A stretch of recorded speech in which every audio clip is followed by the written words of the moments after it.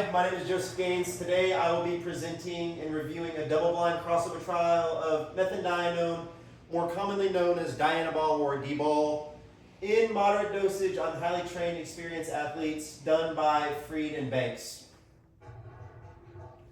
Alright, so what is Dianabol? Dianabol is a powerful anabolic steroid, most commonly used by strength and physique athletes, so powerlifters and bodybuilders. This is mainly due to its immense ability to help athletes put on muscle and gain strength in the off-season, but it is notable that it's not used by essentially any other athletes because it is a banned substance, banned by WADA, the NCAA, and the NFL. And unlike other steroids, Dianabol is an oral agent, so it's usually taken in the form of capsules or lozenges, and individuals will take 2 to 3 pills over the course of one day, in contrast to other steroids where they're usually injected 2-3 times a week. Alright, so the methods. The methods of this study, there were 13 male participants who were all highly trained individuals. Over a 6-week period, they were broken into groups, and one group received the steroid and the other group received a placebo. And they tracked the individual's cholesterol, their blood levels, their skin fold thickness, as well as their weight. And it didn't mention specifically which lifts they tracked. So it didn't mention in the study that they tracked the individual's one rep max bench press or squat. But in the study, there was a serious increase in the abilities of the athletes in the gym, which I will mention later. Alright, so the findings. So out of the 13 men who were in this study, only 5 of them actually ended up completing it.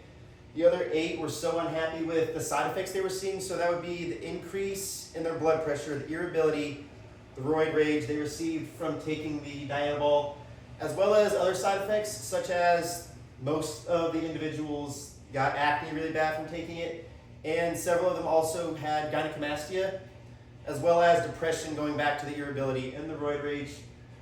The individuals who completed the study and the ones who were on the actual steroid also saw a serious increase in their body weight, which after they were taken off the steroid went down a lot, likely showing that this was due to excess water retention. However, after they were taken off the steroid, they did not see as significant as a decrease in their strength gains, showing that they were able to build more muscle over this period than with the placebo. As you can see by these graphs right here, the individuals on the steroids saw serious increases in their muscular strength, whereas the ones on the placebo, they still saw increases from taking the placebo, but it wasn't near as significant as when they actually were put on the steroid. And you can see that over here when the individuals who started with the steroid actually plateaued in terms of their level of strength.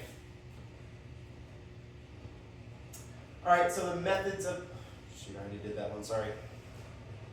Alright, so conclusion. So the study concluded, similar to other studies done on Dianabol, that there was an increase significantly in athletic performance, this one being in strength gains in the gym. They also saw the temporary side effects like the depression, the acne, the increase in blood pressure. All of those went away after they stopped taking the steroid. But this study was done in 1975, so there hasn't really been new research on Dianabol recently. I checked when I was looking for this study. And the majority of the studies I found on Dianabol that were done within the last 20 years even were all over how to test for it and different ways to pick up athletes who are potentially using it. This was actually one of the more recent studies I found on the actual effects and side effects of Dianabol. But I mean, since it is illegal and harmful to the individuals who are taking, there are serious ethical considerations with trying to test the effects and side effects of Dianabol. Alright, so my assessment. My opinion is that there's much more research needed on this steroid, especially in this study, because only 5 of the individuals who were actually completed the study. And 13 was already a small group to begin with. So the athletes that stand to benefit from this the most, like I mentioned earlier, physique athletes and strength athletes, especially bodybuilders who are in a gaining phase, because they're able to load up more weight, progress the movements more that they choose to train, and that aligns with powerlifting also. And then they can cut their weight down again once they shed the excess water weight. And finally, would I ever take Dianabol?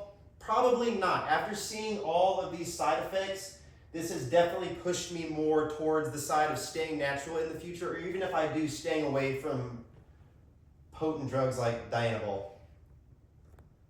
Here are my references. Thank you.